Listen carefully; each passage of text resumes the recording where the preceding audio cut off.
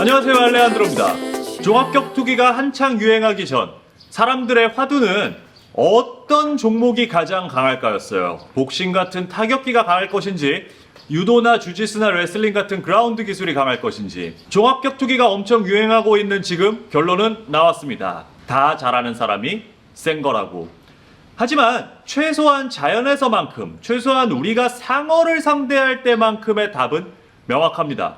타격기보다, 우리가 상어의 코에 펀치를 날리는 것보다 상어를 뒤집어 버리는 것이 상어를 제압하는데 훨씬 도움이 됩니다. 물론 여러분이 그렇게 할 수 있다면요. 그래서 오늘은 상어를 가장 손쉽게 제압하는 방법을, 사실은 무력화된 상어를 도와주는 영상을 통해서 상어에 대한 이야기를 좀 해볼까 합니다. 얼마 전 환상적인 로타 바다에서 다이빙을 하다가 널스샤크를 한 마리 발견했습니다. 보통 널스샤크는 밝은 낮에는 깊은 굴 속에서 자면서 지내는데요. 이 녀석은 웬일인지 얼굴만 바위 틈에 넣은 채 깊은 잠에 빠져 있습니다. 조심조심 주위에서 사진도 찍고 영상도 찍는데 좀처럼 일어나질 않네요. 가까이 다가가 보니 생각한 것보다 크기가 꽤 큽니다. 핀을 신고 있는 제 길이와 거의 비슷한 사이즈예요. 우와, 대박이다. 예, 널스샤크. 다음날 같은 다이빙 사이트, 같은 장소를 방문해봤습니다. 날씨도 바다도 정말 어마어마하게 좋습니다. 로타 바다는 언제나 환상입니다. 무심코 상어를 보았던 장소를 다시 향했는데 이 녀석 여전히 그대로 있습니다. 아니, 이번엔 뒤집혀 있습니다. 무슨 일일까요? 뒤집힌 채 꼼짝도 하지 않는 모습을 보니까 꼭 죽은 상어 같아 보이네요. 근데 쟤 좀 상태가 이상한데? 죽었나?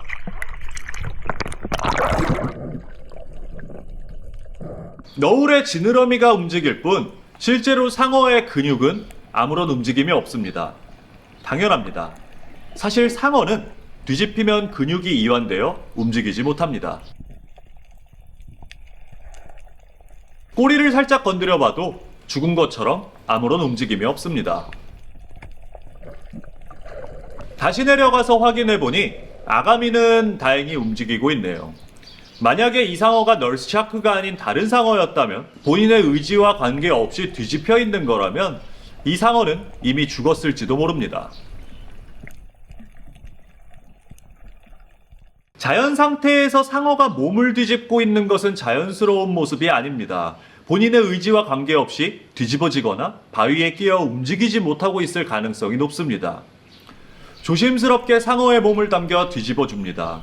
몸의 방향이 돌아오니 확실히 상어의 근육이 움직이는 게 느껴집니다. 아가미를 확인해 보니 숨도 아주 잘 쉬고 있습니다. 바하마의 상어 투어 영상을 보면 먹이를 향해 달려드는 상어를 가이드가 뒤집어 버리는 모습을 볼 수 있습니다. 그런 영상을 보면은 상어는 잠이 든 것처럼 뒤집힌 채 꼼짝 않고 있는 모습을 볼 수 있는데요. 이 현상을 토닉 인모빌리티라고 부릅니다. 이게 거북이가 뒤집혔을 때 바둥바둥대면서 못 일어나는 것과는 완전히 다른 현상인데요.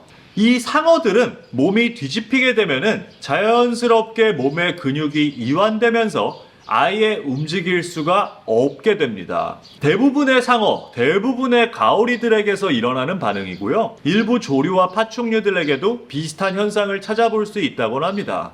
다만 이 현상이 일어나는 근본적인 원인, 진화적으로 보았을 때 굉장히 불리한 조건임에도 불구하고 아직까지 거의 대부분의 상어와 가오리에게서 이런 현상이 발생하는 것은 미스테리로 남아 있습니다. 정확하게 연구가 되지 않았어요. 어떤 학자들은 이 현상이 천적의 공격을 피하는 데 도움이 됐을 것이라는 주장을 하고 있는데 제가 봤을 때 이 가설은 완전히 틀린 가설입니다. 실제로 바닷속에 있어서 상어의 천적이라고 할 수 있는 존재는 다른 상어들인데 만약에 죽은 척 하듯이 몸을 움직이지 않고 가만히 있는다면 오히려 훨씬 손쉬운 먹잇감이 될 수밖에 없어요. 상어가 가장 좋아하는 것은 상처 입은 상어, 죽어가는 상어, 사냥하기 쉬운 상어입니다. 어떤 학자들은 이 토닉 임모빌리티라는 현상이 짝짓기에 필요한 메커니즘이라고 주장하고 있습니다. 실제로 그레이널스 샤크가 짝짓기를 위해 스스로 토닉 임모빌리티에 빠져드는 영상이 촬영이 된 적이 있었는데요. 상어의 짝짓기는 굉장히 격렬한 것으로 유명하고 이런 짝짓기를 무사히 마치려면 이런 현상을 발생시킨다라는 것이 학자들의 주장입니다. 문제는 상어가 이 토닉 임모빌리티 상태에 빠지게 되었을 때 스스로 움직이지 못한다거나 이 상태가 강제로 지속된다면 죽을 수도 있다는 거예요. 실제로 조사된 사례를 보자면은 범고래들이 상어를 공격하거나 상어를 괴롭힐 때 일부러 몸을 뒤집어 버린 다음에 그 상태로 몸을 뒤집을 수 없도록 질질질질질 끌고 다녀서 상어를 익사시켰던 사례도 있고요. 범고래들이 가오리를 공격할 때도 똑같이 가오리를 뒤집어 버린 다음에 익사시켜 버렸던 사례도 있습니다. 상어와 가오리 모두에게 적용되는 현상입니다.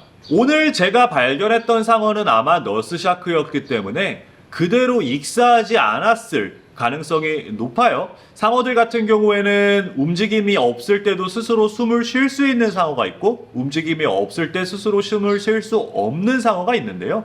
이 널스샤크 같은 경우에는 얼굴의 근육을 이용해서 강제로 호흡을 할 수 있기 때문에 아마 오랜 시간이 지나도 익사하지 않았을 가능성이 높긴 하지만 명백하게 혼자서 자연 상태에서 토닉 임모빌리티에 빠졌다는 것은 자연스러운 현상이 아니고 좁은 바위굴에 얼굴이 끼었다거나 스스로 움직이지 못하는 상황이 계속 발생된다면 이 상어의 건강에도 문제가 생길 수 있기 때문에 제가 좀 오지랖을 부려봤습니다. 만약에 상어 입장에서 저에게 도움을 받은 게 사실이라면 조만간 랍스타라도 한 마리 어딨는지 알려주겠죠. 만약에 상어가 은혜를 갚으러 찾아온다면 다음 영상은 은혜 갚은 상어 이야기로 찾아뵙도록 하겠습니다. 오늘 영상 재밌게 보셨길 바라고요. 다음엔 또 다른 영상으로 인사드리겠습니다. 감사합니다. 안녕.